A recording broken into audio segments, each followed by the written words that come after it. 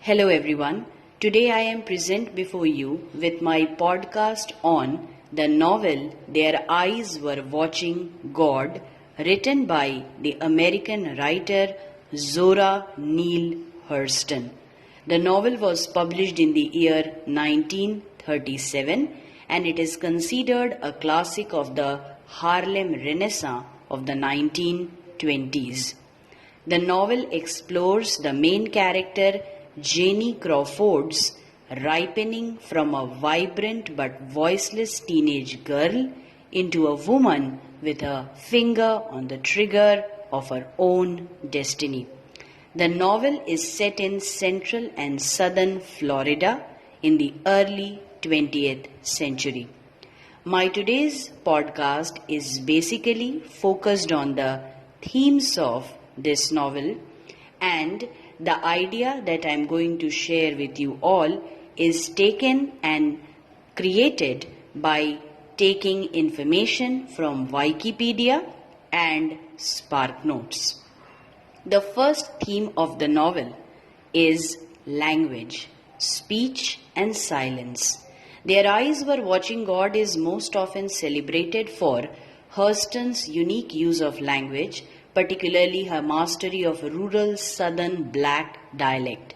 Throughout the novel, she utilizes an interesting narrative structure, splitting the presentation of the story between high literary narration and idiomatic discourse. The long passages of discourse celebrate the culturally rich voices of Janie's world. These characters speak as do few others in American literature, and their distinctive grammar, vocabulary, and tone mark their individuality. Hurston's use of language parallels Janie's quest to find her voice, as Henry Louis Gates Jr. writes in the afterword to the most modern editions of the book. Their Eyes Were Watching God is primarily concerned with the project of finding a voice, with language as an instrument of injury and salvation, of selfhood and empowerment. Geordie stifles Janie's speech as when he prevents her from talking after he is named mayor. Her hatred of him stems from this suppression of her individuality. Tea Cake, on the other hand, engages her speech, conversing with her and putting himself on equal terms with her. Her love for him stems from his respect for her individuality. After Janie discovers her ability to define herself by her speech interactions with others, she learns that silence too can be a source of empowerment. Having found her voice, she learns to control it. Similarly, the narrator is silent in conspicuous places, neither revealing why Janie isn't upset with Tea Cake's beating nor disclosing her words at the trial. In terms of both the form of the novel and its thematic content, Hurston places great emphasis on the control of language as the source of identity and empowerment.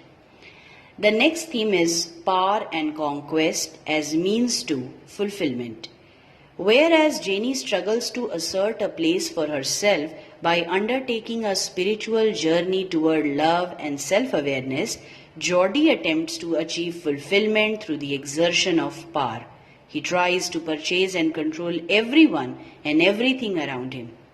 He exercises his authority, hoping to subordinate his environment to his will.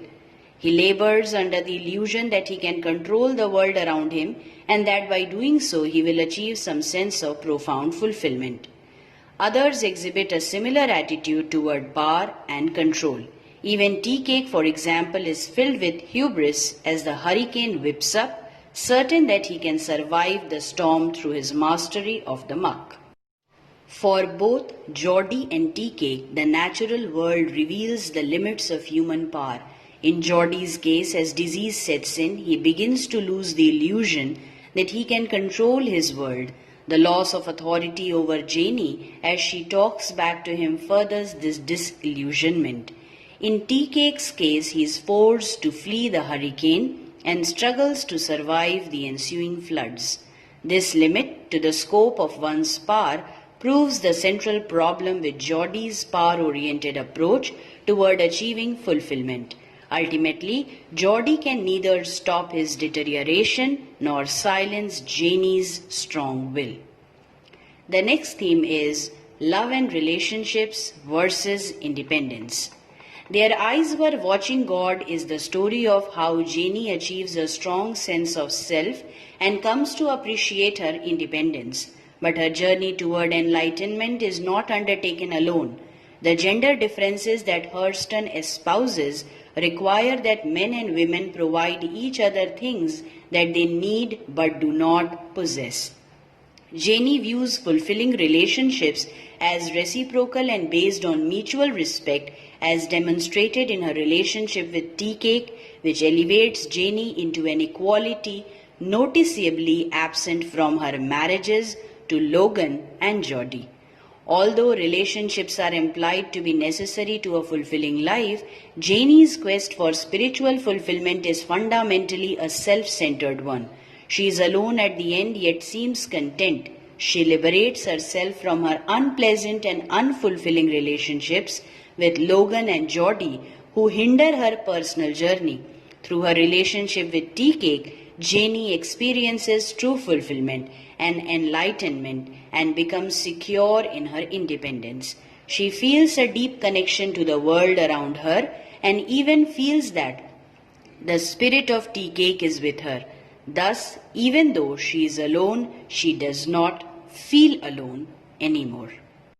The last theme of this work is nature versus humanity.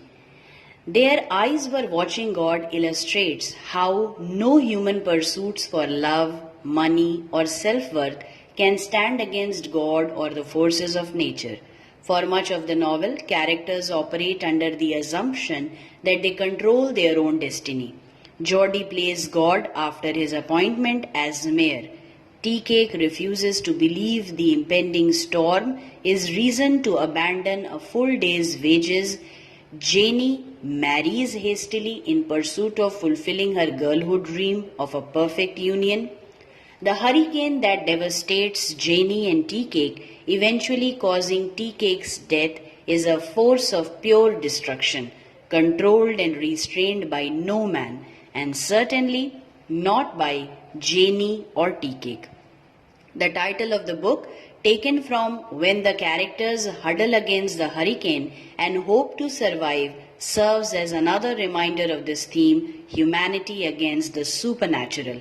As Janie and Tea Cake sit in metaphorical company with people in surrounding shanties, they are all united in their supplication toward God.